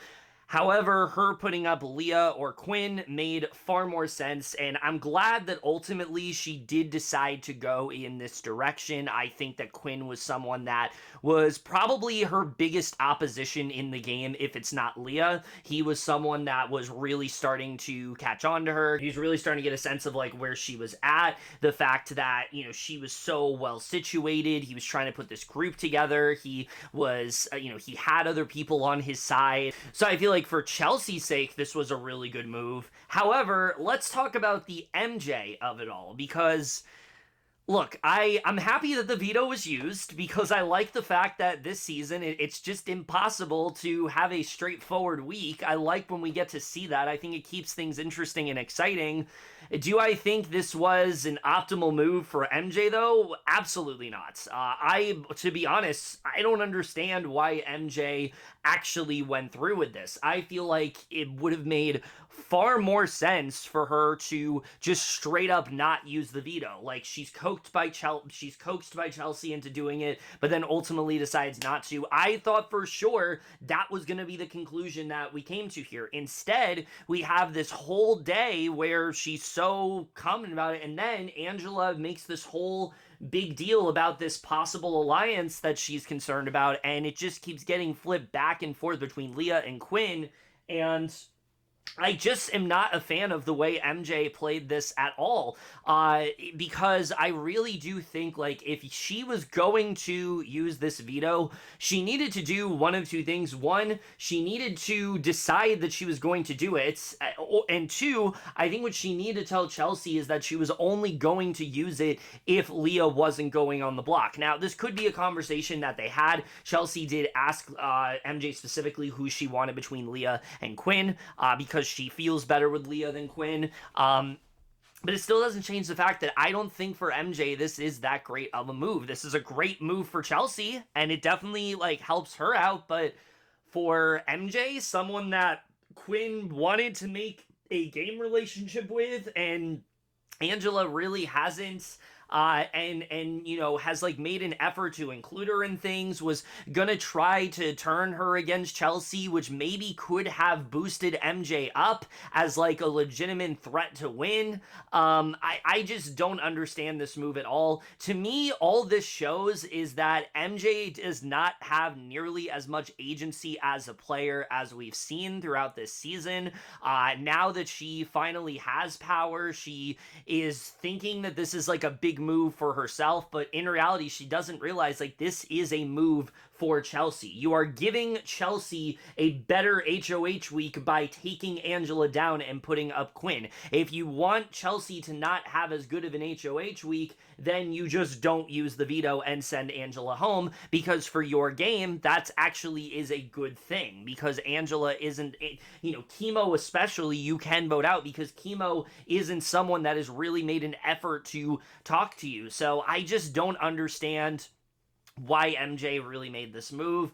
I don't think it really makes a lot of sense for her game. I think if anything, it really just shows how much of how close she is with Chelsie and just how she really is just willing to do her dirty work. And if MJ is in the end, especially with Chelsie, there's very little that she can claim that's her own. The AI Arena wins, sure. Underdog story, sure. But this move is not her own, and she keeps trying to say that it is, and it's just really not. So again, I think great move for Chelsie, and I'm really happy that she ended up going through with it because I want her to have a good HOH. Really not, very poor move from MJ here, and I don't think it was very well thought out at all. We also have to talk about the fact that because Angela's now had the veto used on her again, she has also officially broken the record for the most amount of times someone has been saved by a veto, which, look, I've had a lot of criticisms with the way Angels played the game. I've had a lot of criticisms with the way most of these people, actually all of these people, have played the game, admittedly. But when this has happened as many times as it has, you kind of have to start looking at Angela's game and think, this is actually kind of working for her. The game that she's playing of, her constantly, pivoting sides and spilling information when she needs to and scooping up allies, but not in the traditional sense. It actually does seem to be working for her, and I do generally see a sense of longevity for Angela. I don't know if she's winning this game. I really don't. I think it's very hard to envision her sitting at the end, but the fact that this keeps happening is insane to me, especially when you consider the fact that Angela has now betrayed both Tucker and Leah, who did the exact same thing. The fact that MJ still saves her is just so wild. Like, I can't even begin to explain how crazy that is. But still, kudos to Angela, because, look, it's not like she's told anybody to do this, but they keep doing it regardless, and it's made it so now she has had basically like 6 weeks of immunity,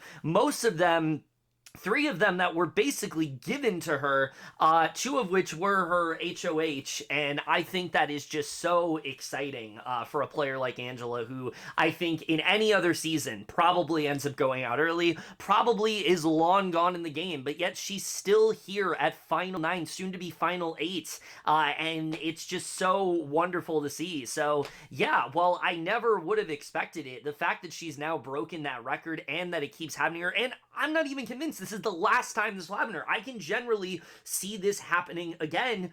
It really is just a testament to the kind of player that Angela is. Yes, she has a lot of flaws. Yes, she gets very paranoid. She gets in her own head a lot. But yet it seems to kind of be working out for her. I don't know if she can win this game, but like with this story and with what keeps happening, I really do feel like she's going a lot farther than any of us ever anticipated. So again, just props to Angela, because whatever she's doing, it's working out for her. Okay, so a couple things to know before we get into the nitty-gritty of this episode. We do get a little confessional from MJ where she tries to rationalize her reasoning for taking down Angela, basically talking about how, like, Angela's not a threat, Quinn is, and, like, wasting a week on Angela isn't really worth it, and things like that. And again, everything you're saying here, it just sounds like exactly what Chelsie wanted. It doesn't sound like something that specifically is benefiting you and that this is like her move. So again, it just makes it that much more frustrating.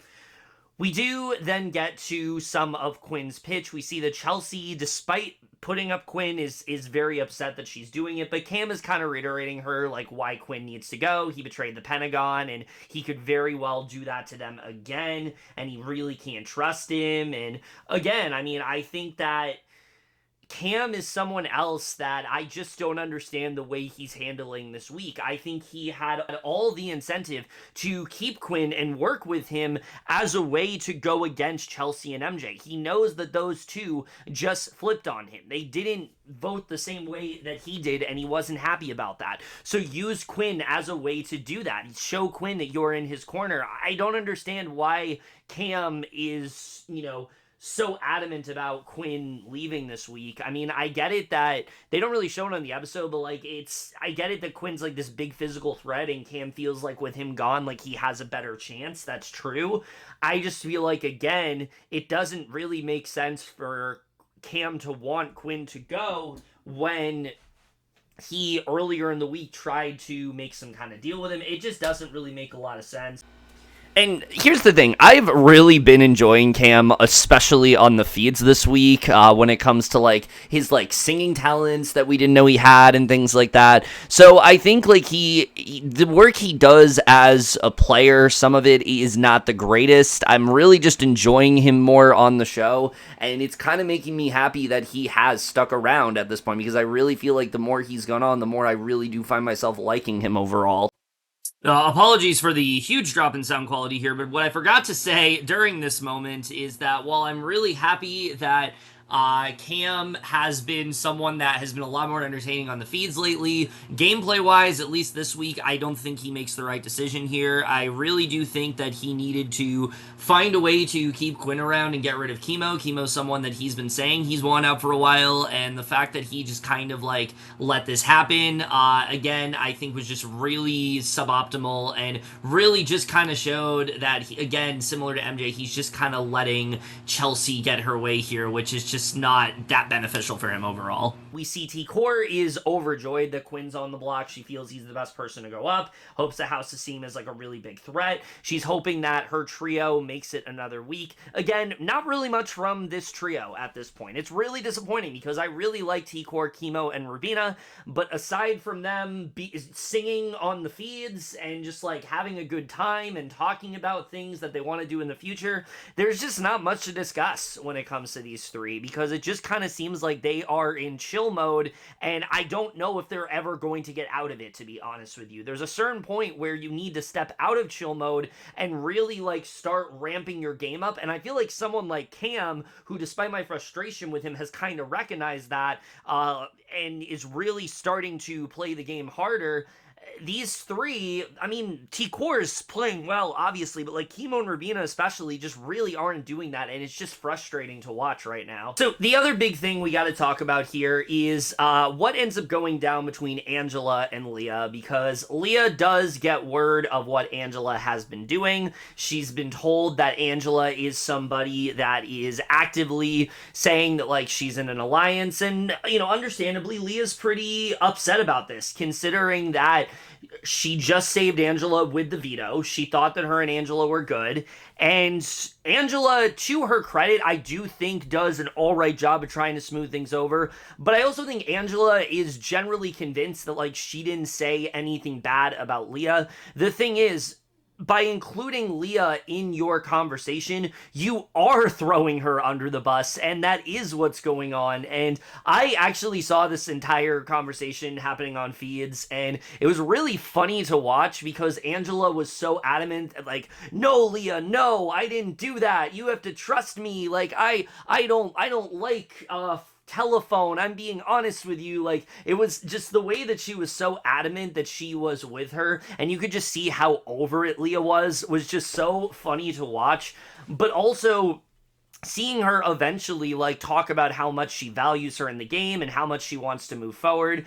So you can see that Leah's kind of in this state where she doesn't really know what to believe at this point. She still doesn't 100% trust Angela, but kind of realizes that she needs her in the game anyway. And I think the best part out of all of this that they've kind of showed but really didn't is that this whole confrontation happened after like a good like 2 to 3 hours of all the house guests just socializing and doing like a talent show and singing all these different songs. Like it was probably the liveliest and most chill they've been, and the way it just escalated into all this chaos was just pretty insane to watch. I think really does sum up this season where like 1 second everyone's just having fun, everyone's just doing the regular thing, And then all it takes is for Angela to confront Leah, and all the fireworks end up going off. And that's what ends up happening with Chelsie. Angela goes to Chelsie to try to verify it. Chelsie kind of is reiterating to her that this is a conversation between you and Leah, but she makes it clear that this is something that was said. And Angela's kind of playing dumb here, saying that, like, she doesn't remember what was happening. And in reality, she does know what she's doing, or at least she says as much in the DR, that basically she thinks that, you know, Chelsie, she's trying to make it seem like she's generally forgetting. And I mean, I guess it kind of works, but it still made this conversation that much more infuriating. Also, during this conversation with Chelsie and Angela, when she's trying to figure out, like, what to do with Leah, Chelsie basically is telling Angela that, like, you know, being a pawn and being an alliance, it's a different kind of season. And I feel like this is just another example of just how good Chelsie is at knowing how to talk to people. This is really, like, one of the biggest things that's gotten her far in this game. She understands the vibe of her cast so well, but also understands how others are going to react. That Angela is someone that if you tell her the littlest thing, she's going to misinterpret it, and I think Chelsie does a really good job with recognizing that this week and really trying to do what she can to make sure that Angela, you know, what she's saying to her is, like, encouraging, but also kind of giving her that reality check. I think this was yet another really great example of something she did really well. So again, just really good work from her here. But eventually the two of them do try to hash things out. They kind of do make this pact that basically they need to try to get the finale as long as they are both. They talk about how much of a threat that the trio of T-Core, Rubina, and Kimo is, and that no one's really going to get to finale as long as the three of them are here. And Angela really does seem like she's in it with her and Quinn. She wants to try to work with them. She wants to try to be a vote on their side, and we'll see if this actually works. Angela has had a habit throughout this entire game of working with people for a little bit and then just turning on them like they just betrayed her because of her own, like, delusions, and we'll see if it actually ends up working out for Angela. I'm really rooting for the two of them to work together. I kind of like the fact that Angela and Leah are hopefully gonna work closer in the game, but at the same time, I don't know if Leah's ever fully gonna trust Angela again just because of what happened here. This was information that, you know, Angela decided to leak to Chelsie and not just ask Leah about, and I can totally understand why Leah would be annoyed by this. So I feel like it's kind of uncertain what's going to happen here. Are they actually going to be able to move forward, or is Leah just never going to be able to fully forgive Angela while Angela thinks that Leah has her 100%? We will really just have to see, but either way, there was a nice bit of drama here, and I think in a week that, like I said, was a little bit more obvious what was going to happen. This was some nice drama. This was a nice moment to kind of just throw some spiciness into it. Now, like I said, the majority of this week, after Quinn gets renommed, there's not a lot going on. There really is not. And I think that this segment of everyone playing Marry, Kiss, or Evict is like the perfect example of that. Basically, they're all just going around, and there's a conversation that comes up about Quinn kissing Leah. Leah doesn't want to, and Quinn later goes to her asking if she did it for strategic purposes or if it was that she didn't want to, and she said it was because of the strategic, it was probably because of the strategic reasoning. So this gets Quinn very excited that maybe the two of them there might actually be some mutual feelings there. There is a DR where she says that she has a crush on him, but it's very weirdly edited. She doesn't mention Quinn's name. I'm not going to try to be like trying to search for proof of the validity of this. I just think that it's weird that they cut to this and they didn't have her say Quinn's name. It kind of makes it seem like maybe it was from something else, but it's not really my decision to say whether or not these two do have feelings for each other or not. If they do, that's great, and I'm rooting for them, and I hope it works out. But if not, then, you know, that's kind of what we expected from Leah anyway.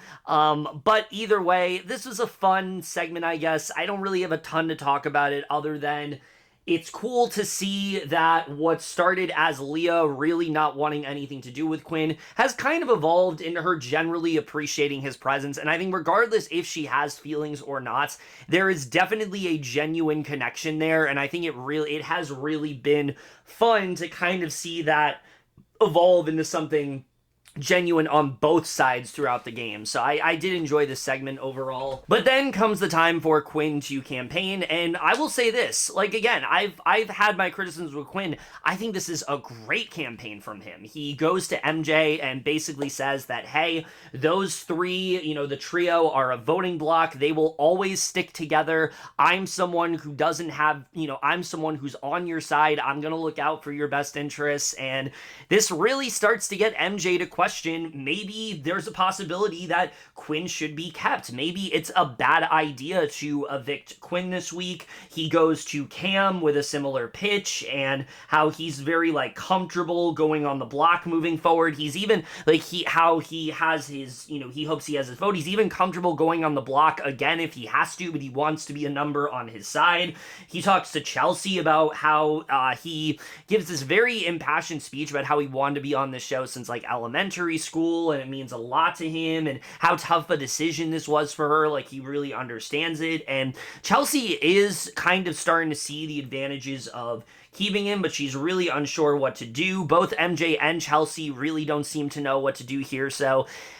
Look, this is what we get when we don't have the AI arena. It's there's always that possibility that things could flip, but with things a little bit more straightforward, it seemed a bit more doubtful here. All right, so before we talk about the actual eviction, I gotta say, right off the bat, the impact of the AI arena, I feel is very much felt in this episode, because in an episode that, yes, has this big eviction vote with Quinn going and things like that, and, things turning out the way that it did, I really did feel that that loss of that just level of chaos, that level of momentum that the AI arena gave us. And I am not at all suggesting that this season is going to go downhill because the AI arena is gone.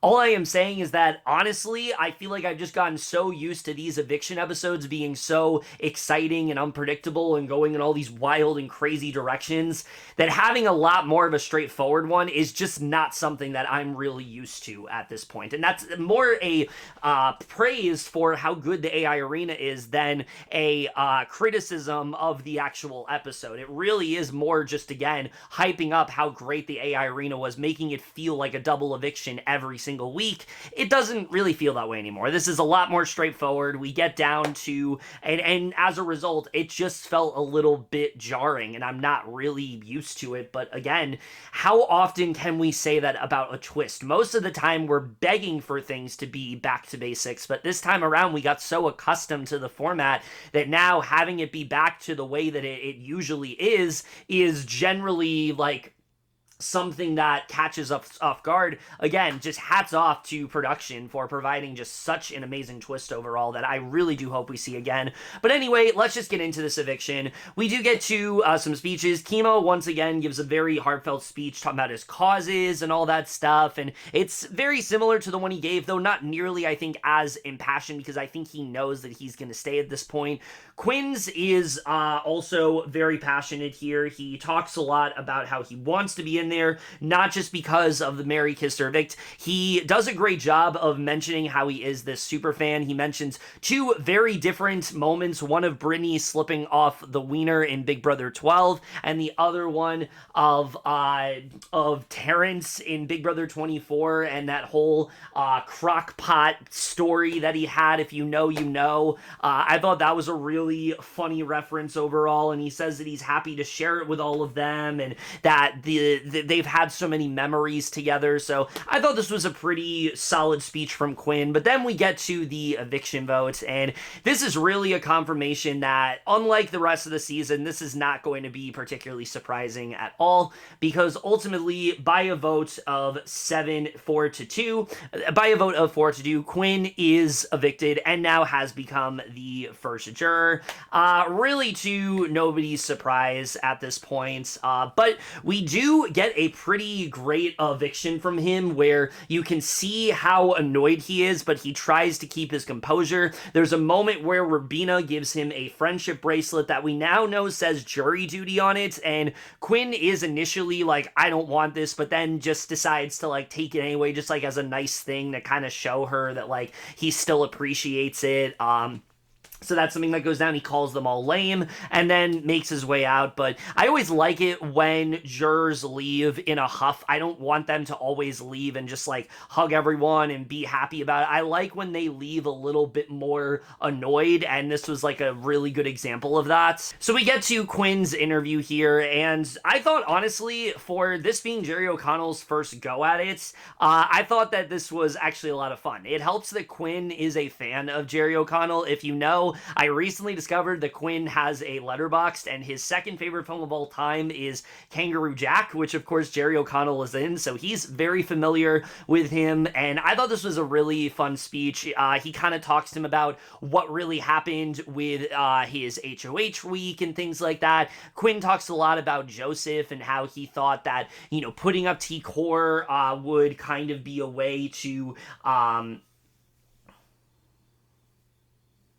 And, what I like about this is that Quinn really does own how bad his game was. He talks about how he came in, he wanted to play this, very disloyal game where he's breaking people's trust and that his word didn't mean much, and he thought that he was going to end up, he purposefully played a game that was going to get him sent out just simply because he wanted to have fun. So as a result, he doesn't really feel betrayed by anyone, but you can see he holds a lot of resentment towards how MJ and Cam have handled the week. I'm gonna get to that a little bit later because I really don't think the show does a good enough job of showing just how badly they fucked up and how terrible their jury management was this week. I don't think they do the greatest job with that here.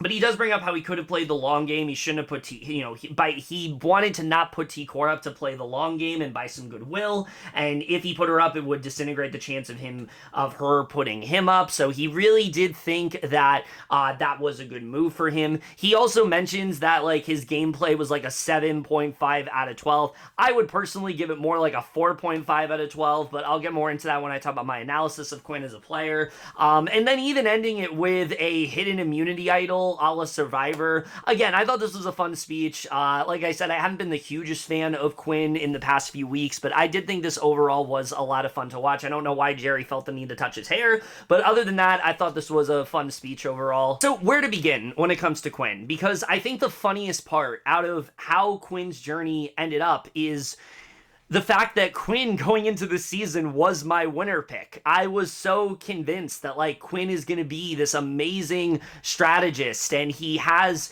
all these different sides that the people aren't going to see. He's this big comp threat and people aren't going to realize that. He's someone that, wants to play all sides. He's going to do great. And I do strongly believe that Quinn could have been such a good player. Like generally could have been one of the best players of this entire season. He had so many great connections early on, whether it was the Pentagon, whether it was the visionaries that were so loyal to him up until he gave them a reason not to be. The way he was even in with Angela and the collective. I mean, it really did seem like Quinn was in a really solid position, but the problem was he just couldn't keep anything to himself. Any information that he was given, he would openly talk about. And it got to a point where he would just kind of leak everything to people, and it was just really hard to try to trust him. But I think his other biggest issue is that he just overthinks a bit too much as a player. He doesn't really think about his decisions and the impact it's going to have on him. He goes into HOHs putting up his allies and thinking that that's going to be a good move. He's not really thinking through what he needed to do. And I think ultimately he just needed to try to pick more of a side. He picked a side after Tucker got voted out, but I really think his time to have done that was after the Cedric vote. That's when he really needed to regroup and try to find his people, and he just didn't really end up doing that. He tried to do it on his second HOH, but by then it was too late. The Pentagon already felt betrayed by him, and then T-Core and Kimo and Rubina were not really trusting him either, so he was kind of fucked either way, and I really just can't blame anyone more than he really has nobody to blame but himself for that. And it's unfortunate to say because, like I said, I do think that he had solid potential as a player. I like some of the things he did early on. Him telling Angela, I still don't think was a terrible move. He had no idea that Angela was going to be the type of player that she was. But him telling Kimo generally never made any sense, and the way he ended up handling that power, I don't think worked at all. And just from that point forward, it just felt like his game was just in constant decline almost the entire time. I don't think there was a single week that went by without me being baffled by a decision that he made as a player. So yeah, just really disappointing all around. I think he definitely had it in him to be this really great strategist. And I do think socially, he's a very good player. And we see that this week. The way he's able to rally votes and get people on his side, almost get them to change their minds, I think is very effective. The problem is, strategy-wise, he really just drops the ball in pretty much every regard, and there's very little strategic acumen that he has that I really think is worth praising. So yeah, ultimately, I think this is a player that has the potential to do something great, but just never really was able to reach that, and I think ultimately that's what really did hurt him overall. So yeah, as a person, I mean, I like Quinn. I think he's fun to watch. He seems like a really nice guy.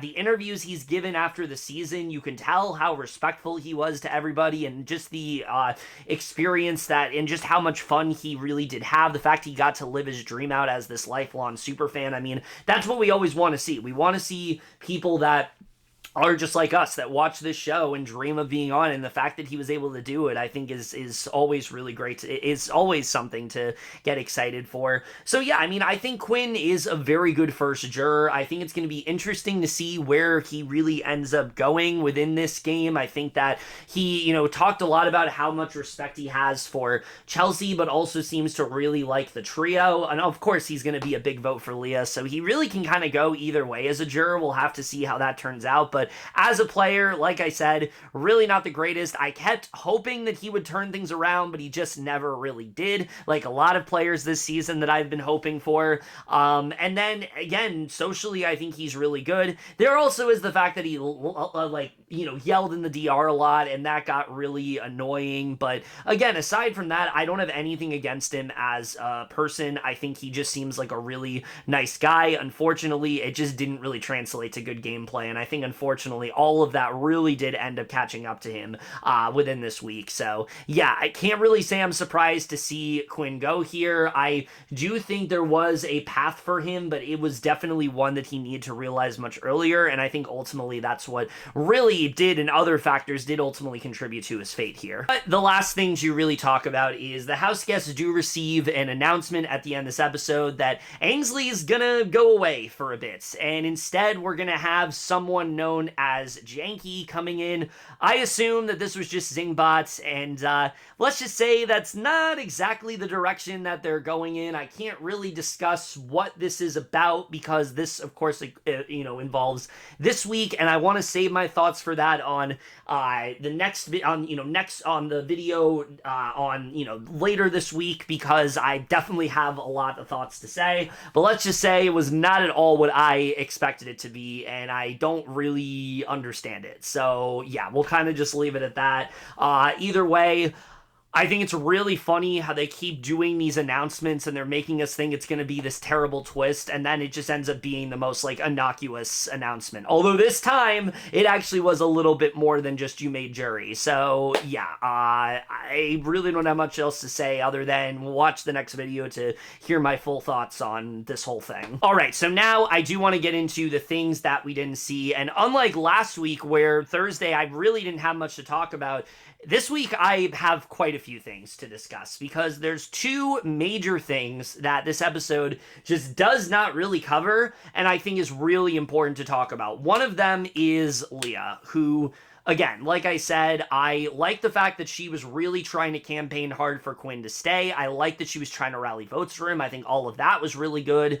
The issue that I have with it is just how personally Leah ends up taking all of this, to the point where instead of her trying to, feel this betrayal, feel this anger, but still try to play the game acting like she's fine, when behind the scenes she's openly talking shit about them, she instead decides to basically just isolate herself for the rest of the week. She barely engages in any of the activities the house guests are doing. The conversation she has with Angela is after a whole day where she's been isolating herself. She continues to do so throughout the week. She doesn't really want to have any strategic conversations, and On one hand, I get it. She feels burned. She feels betrayed. She's worried that anything that she says to people is just going to be leaked anyway, so she doesn't really feel the need to talk to them. She's really miffed about the fact that Quinn has gone on the block and, she's being accused of stuff that she didn't really do, and she's annoyed about that. I understand that, but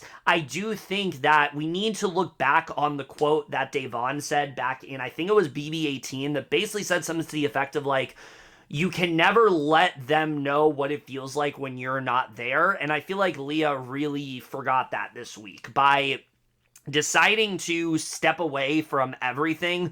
It made it so it was much more easy for them to start talking about how much they don't like Leah and how much they want her out of the game. Rubina especially is like really pissed at Leah, feels like she's stealing her thunder, feels like she's someone who, she can't get a word in edgewise because she's always talking, doesn't like the way she's been playing the game. The trio have a lot of, conversations about her.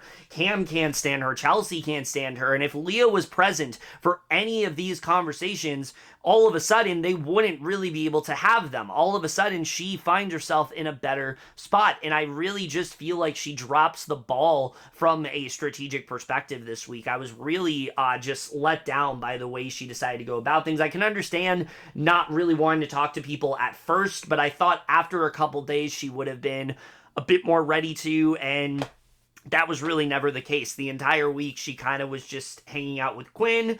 She occasionally talked to people here and there, but the usual, nonstop, sort of chatterbox attitude we usually get from Leah, that was really just not there this week, and it just seemed like her heart just really wasn't it. She didn't feel like playing the game. She was too annoyed at what was going on, and I think that emotion just really clouded her judgment this week, and I think it really did end up hurting her. But the other big thing I got to talk about here is MJ and Cam, because these are two people that I said last week I think could be in such an amazing position. They are some of the best physical competitors within this game. They both have won comps. MJ sees herself as the next big comp threat. Spoilers, she's not, but, she very much sees herself that way. But, but the problem is that they don't have the strategic ability that they think that they do, and they aren't really able to play the game that they need to get them to the end. I think if MJ and Cam really want to solidify themselves as a duo to look out for, they need to start playing their own individual games and stop playing for Chelsie. And what they don't realize is by making the move and handling things the way they do this week, they are actively playing for Chelsie. Because yes, I already talked about MJ's move and how I don't agree with it and how I don't think it makes sense for her. But the part that makes even less sense is that she then spends the majority of this week openly lying to Quinn, saying that there's a chance that he could stay, saying that she wants him to stay, she wants to rally all these votes for him, she's a vote on his side. There's a point where Leah and Quinn are convinced that they have MJ on their side. Cam as well is doing the same thing. He's telling Quinn, I want you to stay, I really hope that this works out for you, I don't trust the trio and things like that. And I get it, you want to try to stay on Quinn's good side in the event that he stays and things work out. But the thing is, you are the ones, that have the majority of the votes this week. It's you, Cam, and the trio. And the trio they're going to vote together. Rubina and T-Core, they're going to vote for Kimo to stay, obviously. But then there's the fact of what their actual reasoning was to Quinn about why they put him on the block, which basically stems from a conversation that Chelsie had with Leah, where Leah did kind of throw Quinn under the bus, talked about how he was a threat, but then tried to deflect it, and it didn't really end up working out because Chelsie went to Quinn and this was during the conversation that we saw in the episode, which was minutes before the veto ceremony, where she basically told him about what Leah had said. Quinn obviously did not really care, but it was something that he was aware of, and we see a moment where basically the whole week now they are now trying to blame Leah for this, and they are trying to make sure the only reason they want to keep Quinn is if Quinn can prove he actually does not feel like Leah is good for his game. And just the whole thing here, it just doesn't really work. I get it that they think that Leah is such a big threat in that way, but the thing is with MJ, I really think she just needed to try to do a different kind of campaign here. Push this on to Chelsie. Make it seem like Chelsie is the one responsible for this. Chelsie was making her use that veto. She didn't want to use that veto, and she saved Quinn. And then conversely, Cam can be like, well, Chelsie didn't vote the same way as me, and I just wanted to prove to her that I was on her side, and, she thinks that I'm going to vote to keep you, but I'm going to vote you out, but in reality, I'm going to do this. I just feel like there were so many different ways that they could have gone about this, and they just didn't. The fact that they didn't also tell Quinn before the eviction, I get it that, we love a blindside, but for them, it's just not a good move. It never makes sense to blindside the first juror for absolutely no reason. They also blindsided Leah. They didn't tell Leah what was going on. Angela didn't know what was going on. So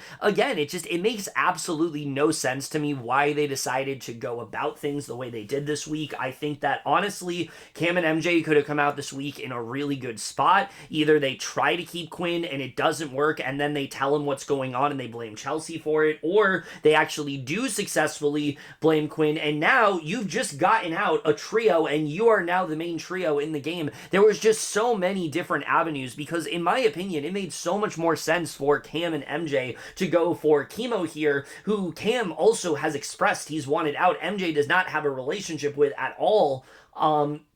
Then voting out Quinn, who actually did want to work with them. Again, it's similar to Kimo and Rubina. At least Cam and MJ are playing the game and they're putting effort in. They're just putting effort into the wrong places. They feel this closeness to Chelsie, and I get it. Chelsie is someone who is on their side and they need in the game, but I don't think they realize how much better they would be if they tried to play a little differently from her, if they showed that they were their own players, and instead they're openly lying to Quinn, acting like they're going to save him, and then ultimately don't, and it just didn't really make sense at all. So really, I think if you want to talk about the two people that disappointed me the most this week, Leah's definitely up there, but I really do think MJ and Cam are the best examples of that, because I really was feeling like these two could maybe take the reins of the game a bit, and I was kind of here if they were going to. Now, as I've said, I haven't been the biggest fan of MJ all season, but I really have been liking her lately, and this week all she really showed me is that she kind of is just willing to fall in line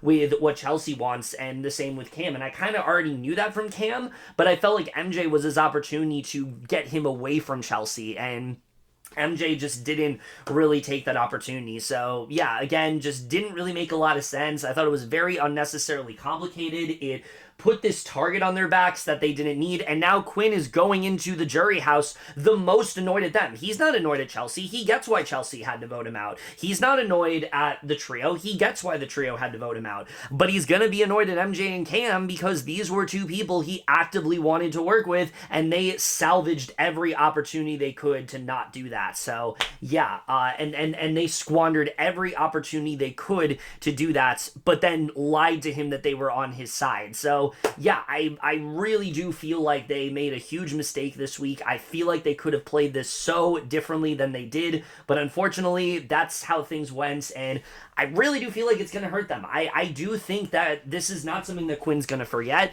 I feel like this is something where, and we see this a lot with jurors, like you do this with one juror, you start to do this to the others, and if this becomes a pattern for Cam and Makensy, I really do feel like neither of them are going to be able to win this game. You need to own the things that you did, and if they're not willing to do that, and they try to make it seem like they wanted to keep Quinn when they didn't, it's just really going to end up costing them. So yeah, just really poor work from them this week overall. I did just want to bring this point up because I've seen a lot of people talk about how they feel like this is out of line, but throughout a lot of this week, the house guests are openly talking shit about, Quinn and Leah, and, this is Big Brother, this is how it works. I don't love the idea that because we're sending someone out, we're just gonna, shit on every possible thing we can about them, but that's just kind of how the game works. I don't really think there's anything here that is, too personal or like crossing a line in any way. I think Leah is someone who they've just really gotten sick of. I mean, think about it. She's someone who will ramble on and on and on for like anything. And I'm not bothered by it, but I can see why others would be bothered by it. And so I can understand why they're annoyed by that. And then with Quinn, I mean, he's made terrible game move after terrible game move. And it's like now they have this space to really just like dig into him. But again, I think this is another example of like what happens when we don't have that AI arena. Now you don't have to treat every house guest like they're still going to be in the game, because you have a much better idea of how the week will likely turn out. And I think while that is definitely good in the sense of like, okay, we know who's leaving, it has its drawbacks, and I think this is probably the biggest one. Alright, so now would usually be the time where I would get into predictions for what's going to happen next week, but I can't really do that because we're a little bit into the week at this point. Veto has just happened, or maybe even vetoes have happened. I don't know. You didn't hear that from me. There might be more than one veto in play. I don't know. You didn't hear from me. Don't worry. You didn't hear that from me. But, because of that, I can't really talk about what's going to happen, other than I'm still really enjoying the season regardless of how this week really did play out. I still really did enjoy this week. I think there's still so much opportunity for so many different things to happen here. I'm really interested in seeing how things do play out moving forward.